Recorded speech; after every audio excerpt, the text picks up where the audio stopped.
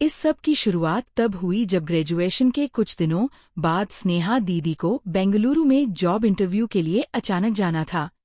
रात का समय था तो मम्मी पापा ने उनको अकेले जाने के लिए मना किया और साथ में मुझे ले जाने के लिए कहा। लगभग रात के 10 बजे हमारी स्लीपर बस निकल पड़ी। हम दोनों एक दूसरे के पास बैठे थे। वो खिड़की की तरफ बैठ गई थी और मैं उनके बगल में बैठा था। आगे बढ़ने से पहले मैं आपको अपनी दीदी के बारे में बताता हूँ। उनका नाम स्नेहा है और वह मुझसे 4 साल बड़ी है और वह देखने में बहुत खूबसूरत है। जो भी उन्हें देखता बस उन्हें पाने की चाहत रखता, लेकिन उसकी चाहत बस चाहत ही रह जाती। सब उनके पीछे पागल हो जाते थे। ऐसा भी नहीं था कि मैं पहली बार उनको अलग नज़रों से देख रहा था। यह तो काफी पहले से शुरू था। जब भी वह घर में खुले बालों में गीले तौलिए के साथ अपने कमरे से निकलती या कभी नीचे झुककर कोई चीज उठाती, मेरी नजरें खुद ब खुद उनकी तरफ खींच जाती। कई बार मैं दरवाजे के पीछे से उन्हें चुपचाप देखता, जब वो अपने बाल सुखाते हुए शीशे के सामने खड़ी होती या कपड़े बदल रही होती और खिड़की से हल्का सा पर्दा हटा होता। यह बात उनको भी पता थी कि मैं उनको अलग नजरों से देख रहा हूँ। कई बार वो जानबूझकर ऐसे कपड़े पहनती कि मैं बेचैन हो जाता और खुद को बहुत ही मुश्किल से संभालता, और जब मेरी नजरें उन पर ठहरती तो वो हल्की सी मुस्कान देती, मानो मुझे और उकसा रही हो। कभी कभी जब वो मुझसे बहुत पास से बात करती तो उनकी आंखों में एक अजीब सा इशारा दिखता। यह सब धीरे धीरे और भी स्पष्ट होता चला गया। कभी वो गलती से इतना झुकती कि मुझे सब कुछ साफ साफ दिख जाता, बिल्कुल मेरी आंखों के सामने। कई बार वो छोटे शॉर्ट्स पहनकर इस तरह बैठती कि उनके बीच की झलक भी मुझे मिल जाती। ये सब इतना बार बार होने लगा कि अब यह हादसा नहीं, जानबूझकर किया गया खेल लगने लगा था। बस चल रही थी और वह कुछ घबराई सी लग रही थी। इसलिए मैंने उनका हाथ हौले से पकड़ा और पूछ लिया, क्या हुआ दीदी? उन्होंने मेरी तरफ देखा और मुस्कुरा कर कहा, कुछ भी नहीं, बस थोड़ा सा टेंशन हो रहा है इंटरव्यू की वजह से। और उसके बाद हम दोनों बातें करने लगे कैसे उनको उस जॉब की बेहद ज़रूरत है और वो घर का ख्याल रखना चाहती है।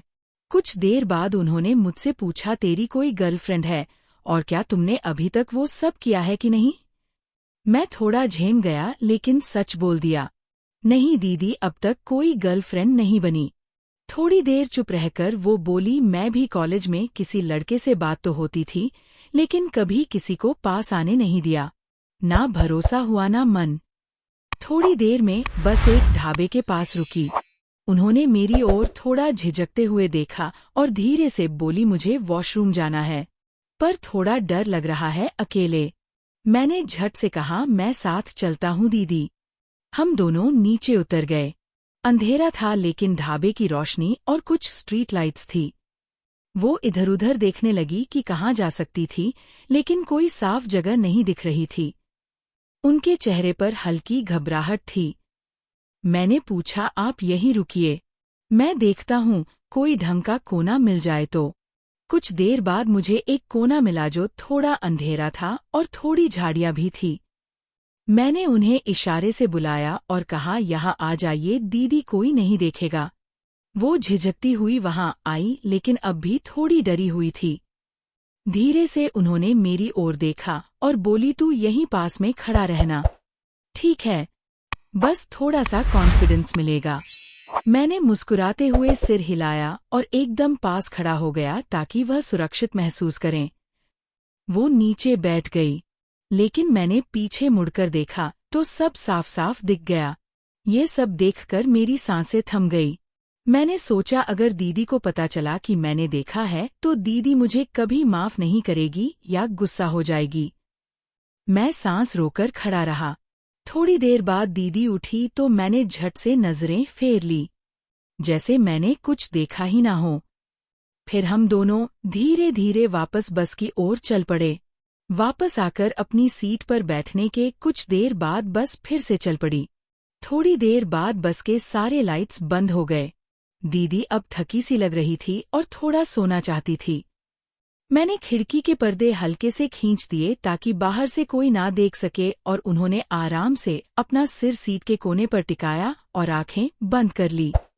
कुछ ही देर में उन्होंने धीरे धीरे अपना सिर मेरी तरफ मोड़ लिया और वह मेरे कंधे पर टिक गया। मेरी नजरें तो बस उन्हें ही ऊपर साइड देखी जा रही थी और अब मेरी हाथों ने हरकतें करना शुरू कर दिया। टॉप के ऊपर का बटन खोल दिया, लेकिन उसी समय बस अचानक गड्ढे में उछल गई। एक झटका सा लगा और दीदी की नींद खुल गई। मैंने फौरन अपनी आंखें बंद कर ली, जैसे मैं गहरी नींद में हूं। उन्होंने मेरी ओर देखा, शायद कुछ महसूस किया लेकिन कुछ कहा नहीं। बस धीरे से मेरा हाथ अपने सीने से हटाया, अपनी टॉप के बटन को फिर से बंद किया और एक गहरी सांस लेकर दोबारा मेरे कंधे पर सिर रखकर सो गई। सुबह करीब 6 बजे बस बेंगलुरु पहुंच गई। बाहर हल्की धुंध और ठंडी हवा थी। हम दोनों ने एक टैक्सी ली और पहले से बुक किए गए एक छोटे से लॉज की तरफ निकल पड़े जो ऑफिस से ज्यादा दूर नहीं था। लॉज में पहुंचते ही हमने रिसेप्शन से चेक इन किया और अपना एक कमरा लिया। कमरा साधारण था लेकिन साफ सुथरा और प्राइवेट। दोनों ने अपने बैग रखे और फिर दीदी ने कहा, मैं थोड़ा फ्रेश हो जाती हूँ। पूरा सफर थका देने वाला था। मैंने सिर हिलाया और वो वॉशरूम की तरफ चली गई। मैं वहीं बेड पर बैठ गया, खिड़की से बाहर का नजारा देखने लगा। कुछ ही देर में अंदर से शवर की